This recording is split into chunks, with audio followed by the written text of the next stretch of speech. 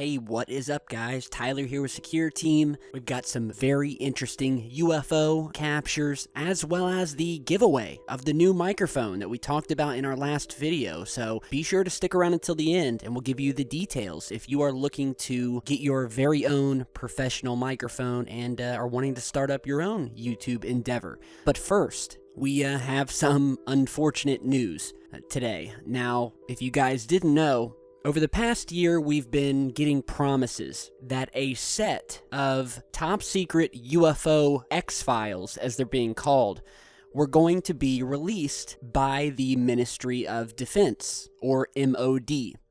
Now, this has been a topic of much excitement, especially for us in this field of research, because these particular files, 18 of them, were going to give us some major insight into some of the biggest UFO mystery cases, particularly in England, from the past 50 years, one of those being the infamous Rendlesham UFO case. And I'm sad to say that the release of these so-called British X-Files has been delayed once again, fueling once more claims of a cover-up within the highest echelons of the British government and a complete whitewash of these files. So the first time we heard about these files was back in March, when it was first promised that they would be released from the MOD to the National Archives. However, we have been hit with numerous and repeated delays of the release of these files, and unfortunately, it has just been brought to light that these long-buried files that are no doubt filled with an immense spread of data relating to UFO activity in the United Kingdom have been sent back to the National Archives for, quote, further censorship. It is reported that authorities claim that extra sanitation was needed after they noticed sensitive material had been missed, which did not have a Freedom of Information exemption, meaning that it could not be released to the waiting public. A spokesperson for the National Archives told a German newspaper recently that, quote, the National Archives and the Ministry of Defense had agreed a timetable for the release of these records, which would have made the records available for the public this autumn. Unfortunately, following the transfer of files to TNA in June, additional information which was not covered by the Freedom of Information exemption was identified, resulting in the files being returned to the MOD in August. This has delayed the release of the files. The MOD are now ensuring that all information that is covered by the exemption is identified and will be released. Unfortunately, it's now being delayed until at the very earliest spring of 2017. So they're playing games with us. They promised and assured us that they would release these files, and yet here we still wait as they continue to whitewash and censor the information and data within these files. And if you guys remember, we did a video, I think it was maybe 4 or 5 weeks ago, where we had talked about the fact that a U.S. military intelligence agency took over a UFO hunting squad, I guess you could call it, that was originally operated in the United Kingdom but was put on the chopping block. And it was basically a secretive Ministry of Defense unit that was scrapped in 2009, and it was situated in a hidden corner of London's Soho Square. Well, after it was scrapped, reports came to light that an unknown United States colonel took over the unit, and it is now being funded and operated by the U.S., and although still situated in Soho Square, is mainly staffed with Americans. So this delay could very well be at the hands of the U.S. government, who we know now is at least collaborating with the MOD, and who have shown an obvious interest in the UFO phenomenon. So, delayed once again, and I think it's pretty clear here what's happening, and I can only imagine how much information is going to be redacted once these files do end up finally being released. So, we will post updates as we get them. But you know what? All of us here in this field of research are quite used to waiting, so we'll wait. will be patient, and we will find out the truth one way or another, with or without the government's help, like we always have. So, with that note, we will move on to some very mysterious, anomalous UFO sightings, the first of which was captured over New York City of a UFO that was caught shadowing an airplane as it passed overhead. So, check this out.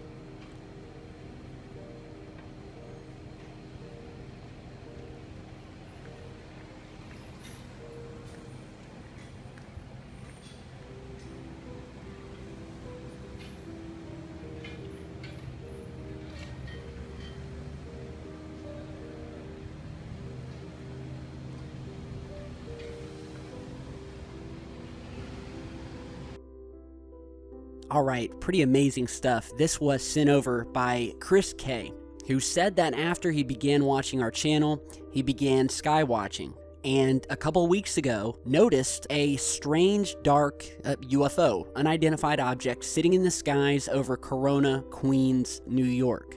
He said he was walking to a corner deli when he noticed a small black object sitting in the sky. He said he took out his cell phone and began recording the area where the object was sitting. However, he said his cell phone camera was not that good and he could not seem to get it on camera, even though he could see it with his naked eye.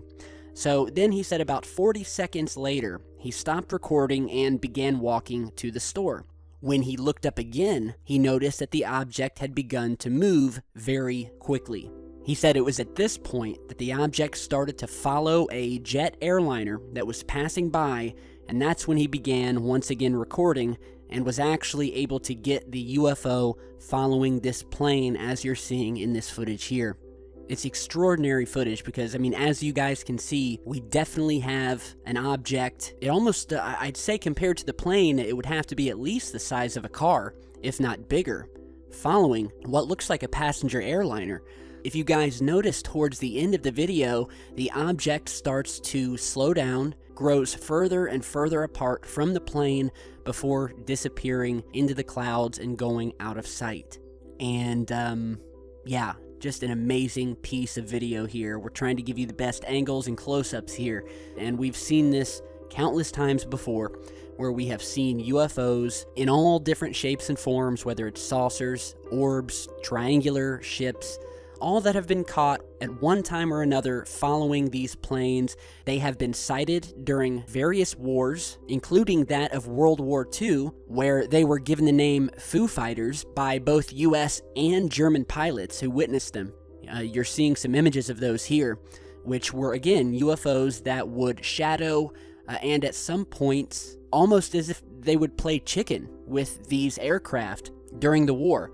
But one thing was for sure, they were definitely much faster than our aircraft. They could pull maneuvers that would leave our fighters in the dust. And the mystery continues as to why they are following these aircraft. So again, big thanks to Chris from Corona, Queens. Any of you guys out there in NYC, be sure to keep your eyes to the skies in case we see any more similar activity. Now, we have some other UFO footage that has hit the web recently over, once again, a very famous Mexican volcano where we have seen plenty of this activity in the past. The volcano is called the Popocatépetl Volcano Summit, And this was captured off of a webcam that monitors the volcano, and we have done countless videos in the past featuring footage from this specific volcano where there seems to be a lot of strange activity.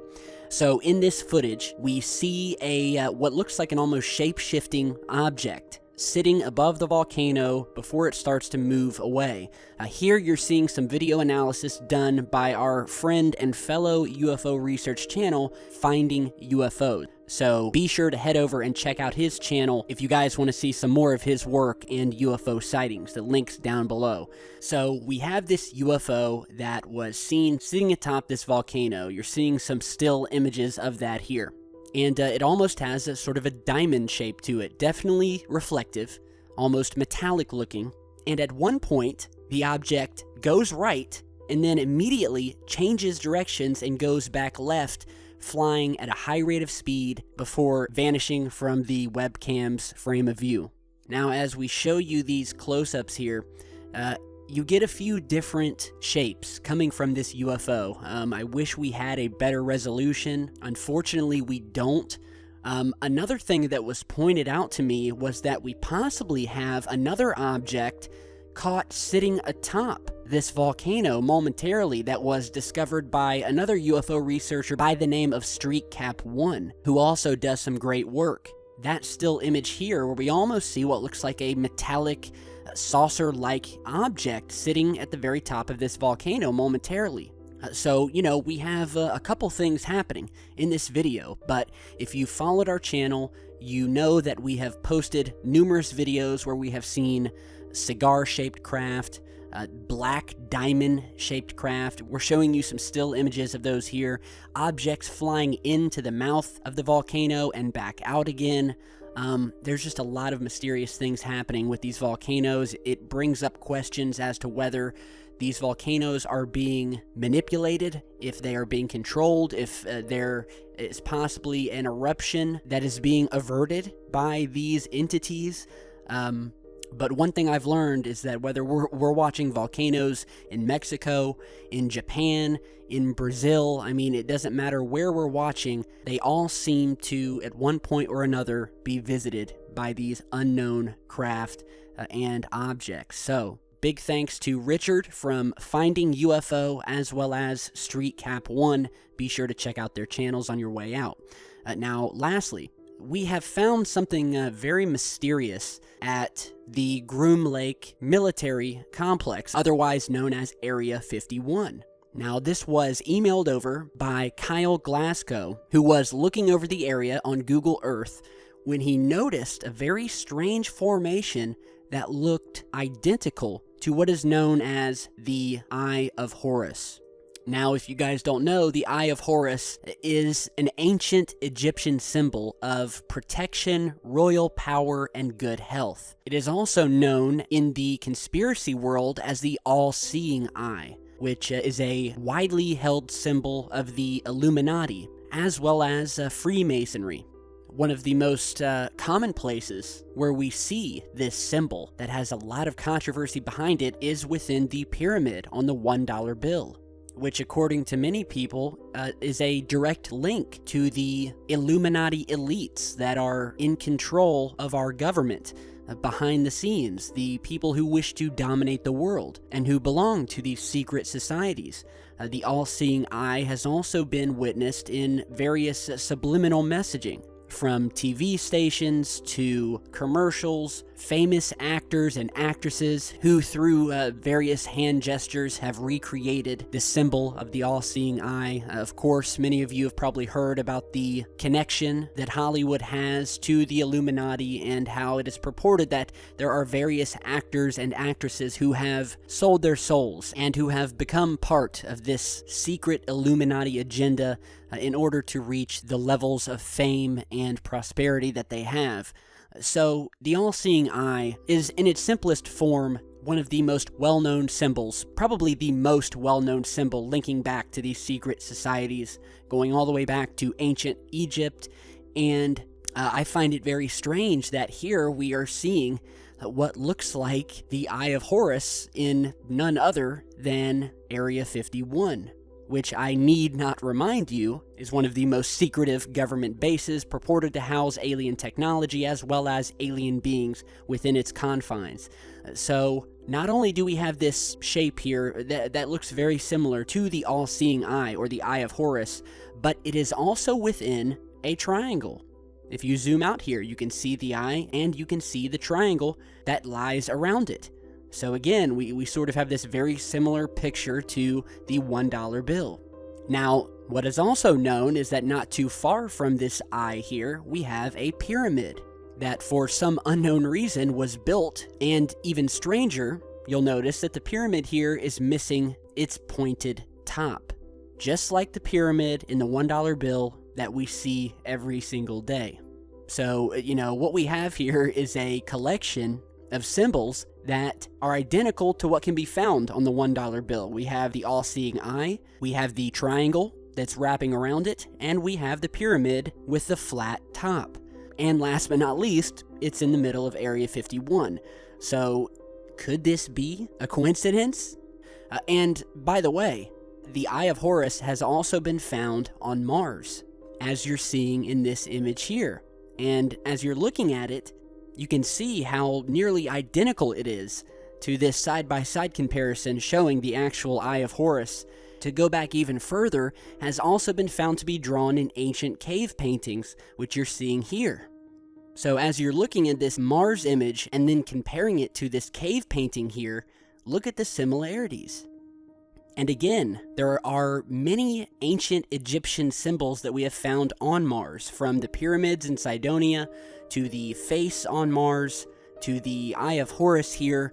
It seems that the Egyptians have really gotten around. And I firmly believe to this day that the ancient Egyptians are one of the biggest links that we can uncover that will give us a lot of answers that we seek in this research as it regards to the alien phenomenon, past visitations, and whether or not the ancient Egyptians came into contact with these beings. So check this out yourselves on Google Maps. Just search up Groom Lake. You can't miss it. And yeah, let me know what you guys think. Now, we get to the fun stuff. If you remember, in my last video, I was talking about a giveaway that I'm going to be holding here on the channel of a brand new Blue Yeti Black Edition USB microphone. This is a microphone that is used by some of the biggest YouTubers we have today. It retails for about $120, and what's so cool about this mic is that the sound quality and the recording quality rivals the $2,000 and $3,000 and $4,000 microphones. So not only am I going to be giving away the microphone, but included with it we have a shock mount as well as a mic stand, all totaling probably around $300. So if you have your own channel or endeavor and any of you guys are needing a more professional microphone, here is your chance. I'm going to be giving it away. I'm going to be holding a drawing. And if you want to enter, here's what you got to do. I want you to go to your email, and in the subject line, I want you to put microphone giveaway. Now, in the email, all I need from you guys is to give me a short description as to what you'll be using the microphone for. Whether it's a YouTube channel, a music endeavor, it doesn't matter. Just give me a short description. I want you guys to send this email to a new email account that I've set up, the address to which is secureteammike@gmail.com. And I will put it on the screen here, so be sure to write it down. And what I'm going to do is hold a drawing in a future live video. So maybe here in the next few days, I will hold a live drawing here on the channel where you will be able to see me drawing a single name out. And once I do, I will contact you from the email that you sent me originally and get your shipping details. All right, so again, send me an email to secureteammike@gmail.com. In the subject line, put microphone giveaway, and remember to write me just a short description of what you'll be using the microphone for. So again, one of you lucky guys is going to get this awesome microphone. I'm happy to be doing it. I want to encourage you guys to start up your own channels and pursue whatever endeavor that you've been dreaming of pursuing. Alright, so this may become sort of a monthly thing here on Secureteam. We may give out microphones every month, who knows? But we'll start off with this one, and yeah, let me know what you guys think about everything else we've talked about today. A lot of information to take in, and if you have your own footage, be sure to email me. My contact info is down below, and I will get back to you as soon as I can. Thanks everyone for stopping by, and I'll see you back real soon.